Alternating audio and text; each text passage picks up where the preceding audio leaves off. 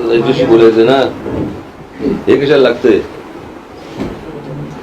Sir? काही live फक्त recording आता नंतर दाखवणारच ना. ठीक आहे, मला माहित नाहीत काय ते काय आहेत ते.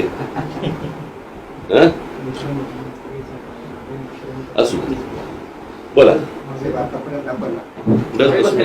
मला डायरेक्शन बद्दल चांगली भूमिका घेतली. आज जे आपण सोलापूरमध्ये वक्तव्य केलं की मराठा मुलांची राजकीय ह्याच्यामध्ये कोणतरी डोकी भडकवित आहे किंवा राजकीय डोकी कोणतरी भडकवित आहे, तर ते आता आज आमचे 400 बांधव ह्याच्यामध्ये मयत झाले. तर अण्णासाहेब पाटलापासून आता जावळीकरापर्यंत विनायक पर्यंत सगळ्यांनी आत्महत्या करावं लागले त्यांना मराठा समाजासाठी. तर कोण लोक भडकत नाही. आज समाज काय जगतोय ते आमच्या आम्हाला अवस्थेत माहिती आहे. गरिबी काय असते ते आम्ही बघतोय. आणि अशा परिस्थितीमध्ये आपण ते वक्तव्य करणं चुकीचं होतं की कोणतरी राजकीय ह्याच्यापुढे डोकी भडकतंय किंवा आरक्षण हे कशाला. मी जे सांगतोय ना तुम्हाला आता पूर्ण ऐकून घ्या. मी जे आज बोललोय ना तुम्हाला आज नाही समजलं. अजून काळ जाऊ देत. ही विधानसभेची निवडणूक होऊन जाऊ देत. कळलं का? आणि विधानसभेची निवडणूक झाल्यानंतर तुम्हाला या सगळ्या गोष्टींचा अंदाज येईल. म्हणजे जरांगे पाटील आहेत ना, त्यांनाही या गोष्टींचा अंदाज येईल. म्हणजे त्यांची जी लढाई त्यांच्या लढाईचा विषय वेगळा आहे, पण ज्यांना तो राजकीय दृष्ट्या वापरायचा आहे, कळलं का, ते ह्यातच ह्या गोष्टी साधून घेत आहेत. ह्या नीट समजून घ्या पहिले. समजतं मी काय म्हटलं तुम्हाला? मी आज काय म्हटलं? महाराष्ट्राला आरक्षणाची गरज नाहीये. महाराष्ट्रासारखं प्रगत राज्य, बरोबर आहे, कोणालाही आरक्षणाची गरज नाही. इथल्या मराठी मुला मुलींना बरोबर शिक्षण आणि रोजगार याच्यासारखी महाराष्ट्रासारखी संधीच कुठे उपलब्ध नाही. आणि महाराष्ट्रात हे आहे म्हणून बाहेरच्या राज्यातली लोक इथे येतात. ऐका ना, तो आपण 2 वेगवेगळे विषय बोलतो म्हणून मी सांगतो तुम्हाला. आता ह्या सगळ्या गोष्टींबद्दल तुम्हाला किती जणांनी आश्वासन दिली आतापर्यंत? मागे मोर्चे निघाले होते एकदा, बरोबर, साधारणपणे त्यावेळेला फडणवीस मुख्यमंत्री होते, बरोबर. काय झालं त्याचं पुढे? काय झालं त्याचं? एक्झॅक्टली. माझं हेच तुम्हाला सांगणं आहे. हे जे तुमच्या तोंडाला पानं पुसतायत आणि त्यांचा राजकीय स्वार्थ साधून घेत आहेत, यांच्यापासून सावध राहा. साहेब आम्ही सावध आहोतच. आमचं एवढंच म्हणणं होतं त्याच्यामध्ये की जे काय समजा आता आमची ओबीसीची 50% आतूनची मागणी आहे. ऐका साहेब, तुमचं आम्ही म्हणणं मान्य ऐकलंय. आमचं म्हणणं 50% आतूनची आमची मागणी आहे. तर ह्याच्यासाठी आपल्या पक्षाच्या वतीनं काय करतात आमच्यासाठी? मी तुम्हाला एक गोष्ट सांगतो. एक मिनिट. ज्या वेळेला जरांगे पाटील उपोषणाला बसले होते तेव्हा मी आलो होतो तिकडे. मी काय म्हटलं होतं तिकडे? तुम्ही जी मागणी करताय ही होणार नाही. हे लोक होऊ देणार नाहीत. यांच्या मनामध्ये फक्त तुमची माथी भडकवणे, संघर्ष घडवणे, यातनं हातामध्ये मतं मिळवणे, आणि तुम्ही वाऱ्यावर पडलात तरी चालेल. तेच करतायत. बाळ रडल्याशिवाय दूध पाजत नाही, बरोबर आहे. तसं समाजाने कुठेतरी आता आक्रमक भूमिका घेतली शिवाय. मी तुम्हाला एक गोष्ट सांगतो. उद्या जर हे राज्य माझ्या हातात आलं, मी तुम्हाला सांगतो महाराष्ट्रात कोणालाही आरक्षणाची गरज लागणार नाही.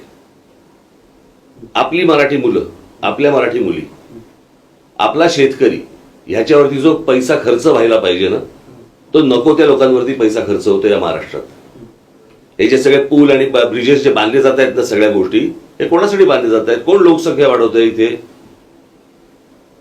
जे पैसे तुमच्यावर खर्च व्हायला पाहिजेत, महाराष्ट्रात खर्च व्हायला पाहिजेत, ते 4 फक्त शहरांमध्ये खर्च होत आहेत. हजारो कोटीचे टेंडर्स काढली जात आहेत, हजारो कोटीची, बरोबर. तो सगळा पैसा तिकडे जातोय का? कारण लोकसंख्या वाढली. आणि या लोकसंख्या वाढणीमध्ये सर्वात जास्त या शहरांवरती पैसा खर्च होतो, जो शेतकऱ्यांवरती व्हायला पाहिजे, जो आपल्या मराठी मुलामुलींवरती पैसा खर्च व्हायला पाहिजे, जो त्यांच्या शिक्षणावरती व्हायला पाहिजे, जो त्यांच्या आज इतक्या आस्थापना आहेत. मी तुम्हाला काढून दाखवतो. त्याच्यामध्ये काय लिहिलंय माहिती तुम्हाला? महाराष्ट्रीयन लोकांना आम्ही घेणार नाही म्हणून. म्हणजे ह्यांची इथपर्यंत हिंमत होते की मराठी मुलांना आम्ही घेणार नाही म्हणून सांगतात. आपल्याकडच्या राज्यातल्या कंपन्या तुमच्यापर्यंत आपल्यापर्यंत येतच नाही की या शहरांमध्ये नोकऱ्या कुठे आहेत, कुठे उपलब्ध होत आहेत, काहीच माहिती नाहीये. माझं म्हणणं एवढंच आहे की हा प्रश्न सोपा आहे, असाच मी सांगतोय तसाच, की आपल्याकडे किती नोकऱ्या उपलब्ध आहेत, शिक्षणाची संधी कुठे कुठे उपलब्ध आहे हे आपल्या मुलांना माहितीच नाहीये, हे आपल्या मुलांपर्यंत पोहोचवलंच जात नाही. तुम्हाला मागचं आंदोलन माहिती आहे, मी आजच माझ्या प्रेसमध्ये बोललो, रेल्वेचं आंदोलन माहिती तुम्हाला? कशासाठी आंदोलन झालं होतं ते? नोकऱ्या कुठे होत्या? महाराष्ट्रात. जाहिराती कुठे होत्या? युपी बिहारला. म्हणजे त्यांना तुमच्या राज्यातल्या नोकऱ्या कळत आहेत पण तुम्हाला कळत नाहीये.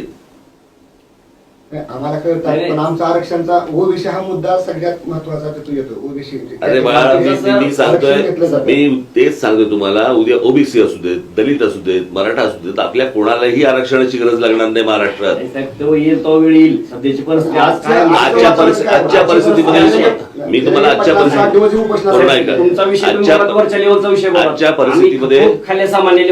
परिस्थितीमध्ये ही सगळी मंडळी तुम्हाला तुमचा फक्त वापर करून घेतील. नाही, मी तुम्हाला आता सांगतोय, हे पुढचे 3.5 महिने ना, आम्ही 3.5 महिन्याची वेळ येऊ देणार नाही सर. आम्ही तर अशी परिस्थिती, ही 3.5 हे पुढचे 3.5 महिने आहेत ना. ऐका की, आजपर्यंत मराठा युवकांचा सर्व पक्षीय नेत्यांनी, पुढाऱ्यांनी, राजकारण्यांनी आजपर्यंत फक्त मराठवाडा असेल, पश्चिम मराठा असेल, फक्त उपयोग करून घेतला. 100% घेतलेलाच आहे. आमची तुमच्याकडून ही अपेक्षा आहे की म्हणून दादासारखे नेतृत्व सामान्य कुटुंबातून आलेलं, मी त्यांना भेटणार आहे. त्यांची मागणी रास्त आहे, त्याला कुणी ट्रेनिंग करीत नाही. मी त्यांना भेटणार आहे. आता मध्यंतरी मुंबईला येऊन गेले मोर्चाला, मध्यंतरी मुंबईत येऊन गेले मोर्चाला. हो. मुख्यमंत्र्यांनी सांगितलं दिलं झालं म्हणून. हो. काय झालं? आता देश काला त्याच्या पुढे काहीच केलं काही होणार नाही झालं, पण आम्ही मान्य नाही ना ते केलं. मी तुम्हाला आम्ही काय मान्य ते केलं? त्याच्या अगोदरच मी ज्यावेळेला येत होते ना जरांगे पाटील मुंबईला, त्याच्या अगोदर मी बोललो होतो की हे होणार नाही, हे फक्त तोंडाला पानं पुसतील आणि पाठवून देतील. मग त्यांना आम्ही मराठा समाजाला मी लोकसभेला दाखवून दिले. म्हणूनच या दाखवून दिले आम्ही. सगळ्या आमची एवढीच लोकांना, इच्छा आहे की तुम्ही मराठा समाजाच्या बरोबर राहो. अरे मी सगळ्यांबरोबरच नाही आहे ना, मग आम्हाला कसं वाटतंय तुम्ही नाही आमच्या बरोबर. असं तुम्हाला वाटतंय रे. हे बघा, तुम्हाला वाटण्याची विषय नाहीये, मला काय वाटते महत्वाचं आहे. माझ्यासाठी महाराष्ट्रामधला प्रत्येक नागरिक माझा आहे, कळलं का? मी समाज म्हणून बघत नाही आणि तसे संस्कार माझ्यावरती झाले नाहीत. साहेब, तुमच्या घरात आम्ही सगळे सहभागी झालेलो आहोत. विचार आमच्या घरामध्ये कधी जातपात पाहिली गेली नाही, आम्हाला जातपात कळत नाही, आम्ही जातपात मानत नाही. बरोबर आहे? जो असेल तो माझा, महाराष्ट्रामधला प्रत्येक जण माझा आहे. बरोबर की नाही? मला एक मिनिट, मी या सगळ्या ह्याच्यानंतर जरांगे पाटलांशी बोलीन, मी काय बोलायचं ते, कळलं का? तुम्ही अशी का मध्यस्थी करत नाही की जर तुम्हाला मला जरा बोलू द्याल त्यांच्याशी, बरोबर आहे? का तुम्ही एक त्यांना आहेत कुठे? जरी भूमिका आणि ह्याला जालना. माझा आता दौरा आहेच तिथे, जालन्याला जाईल मी भेटेन. उद्याच्याला तुळजापूरलाच आहेत ते. उद्या सोलापूर पश्चिम महाराष्ट्र दौरा चालू उद्या मुक्कामी आहेत तुळजापूरला उद्या संध्याकाळी. तुळजापूरमध्ये बरं, मला जरा फोन दे त्यांचा, मी त्यांच्याशी बोलून घेतो आणि त्यांना सांगतो काय बोलायचं. तुम्ही सांग काय होतं साहेब, आम्हाला तुमची कुठलीच अडचण नाही. तुम्ही आजपर्यंत आंदोलन सक्सेस केली आहे त्याच्याबद्दल आम्हाला दुमत नाही. पण जे तुम्ही म्हणता की ही दिशा भटकवण्या सरकारचं कामच आहे ती, कुठलंही सरकार येऊ द्या, पण तुम्ही आमच्या मराठा समाजाबरोबर राहू आणि ठामपणाने राहू. आमची एवढीच मुंबई आहे, आमची 50% आतून मागणी आहे. मी परत तुम्हाला तेच सांगतो, जर हे होण्यासारखं असतं ना तरी तुम्हाला सांगितलं असतं हे होण्यासारखं आहे. याच्यासाठी घटनेमध्ये बदल करावा लागेल. याच्यासाठी केंद्रामध्ये हे बघा, हे सगळं शरद पवार साहेबांना माहिती आहे. हो, माहिती आहे सगळं, माहिती आहे ना, त्यांनीच केलेलं आहे. कारण बरोबर ना, हे सगळं त्यांना माहिती आहे ना. मग हे का नाही केंद्रात बोलत? आता पण 2 दिवसापूर्वी मुख्यमंत्र्यांनी त्यांची बैठक झाली, बरोबर? सांगताना बाहेर काय सांगितलं? आरक्षणाबद्दल चर्चा झाली. काय झाली? काही चर्चा नाही. हेच तर आम्हाला म्हणायचं. म्हणजे प्रश्न असा आहे ना, प्रश्न असा आहे या सगळ्या ह्याच्यामध्ये हे सगळे तोंडाला पानं पुसणार आणि घोषणा माझ्या बाहेर. आणि तुमचा एक दुसरा मुद्दा असा होता की इथं कोणतरी राजकीय डोके भडकवते किंवा हे आरक्षणचा कुणाला तर राजकीयांना फायदा होईल आणि तो झाला पण लोकसभेला. हे आमच्या लक्षात आल्यानंतर जरांगे पाटलांनी 28 ऑगस्टला 29 ऑगस्टला आमची भूमिका स्पष्ट करायचं ठरलंय. जर असा आमचा फायदा जर दुसऱ्याला होत असेल तर आपणच उमेदवारी देऊन आपणच या सगळ्या लोकांना समजा नुसते मतदान होणार असेल ना, हे बघा जे लोकसभेला झालं ना तेच ह्यांना वाटतंय विधानसभेला होणार. असं त्यांना वाटतं. वाटतंय ना त्यांना. त्याच्यासाठी हे सगळे त्यांचे प्रयत्न सुरू आहेत, ज्याच्यासाठी तुमची माथी भडकवली जातील. ती हे बघा, ते भुजबळ बोलतात, तुम्हाला शिव्या देतात, मग बाकी ते ओबीसीला शिव्या देतात. याच्यातनं फक्त माथी भडकवली जातील, हाताला काही लागणार नाहीये. हाताला आपल्याला काय लागणार? म्हणूनच मी तुम्हाला सांगतो, या सगळ्याच्या मध्ये मला त्यांच्याशी शांतपणे बोलू देत. कळलं का? काय याच्यातनं मार्ग निघतो तो काढू आपण. आजपर्यंत काय झालं नसेल साहेब, आमचं एवढं हे बघा, मला जर समजा तुम्ही विचाराल ना, ते बाकीचे सगळे राजकारण करत आले. होय. मी तुम्हाला जे असेल ते तोंडावर सांगणार, बरोबर. बरोबर की नाही? शेवटचं मला तुमचा काही गैरफायदा नाही घ्यायचा आहे. मी तुमच्यासाठी मतांसाठी राजकारण नाही करणार. मला जातपात कळत नाही, मला त्याच्याशी देणं घेणं नाही. समजलंय? माझ्यासाठी महाराष्ट्र महत्वाचा आहे. मग तुम्हाला असं वाटतंय का मराठा आरक्षणाचा लढा मी परत तुम्हाला सांगतो, महाराष्ट्र हा माझ्यासाठी महत्वाचा आहे. मला या सगळ्या गोष्टींमध्ये फक्त एकदा त्यांच्याशी बोलू देत. माझं बोलणं झाल्यानंतर मी तुमच्याशी बोलेन. तेच बोलतील तुमच्याशी. तुमची भूमिका स्पष्ट करा. तुम्ही आपण मराठा समाजाबद्दल आरक्षण मी परत तुम्हाला तेच सांगतोय, तुम्ही माझ्यावरती हा दबाव नका टाकू. नाही नाही नाही. मला त्यांच्याशी बोलू देत, बोलल्यानंतर बोलू देत. ठीक आहे. समजलं? ठीक ठीक. जसे सुकले असतील तर पाणी पिऊन घ्या. हं? नाही, तुम्ही भेटलाच नाही.